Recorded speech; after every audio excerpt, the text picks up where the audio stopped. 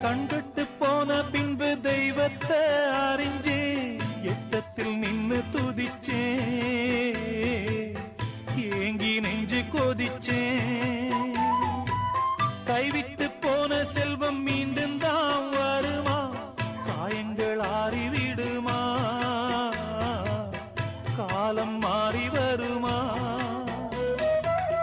இருண்ட வானம் வெளுக்குமா நெஞ்சுக்கு அமைதி கிடைக்குமா இருண்ட வானம் வெளுக்குமா நெஞ்சுக்கு அமைதி கிடைக்குமா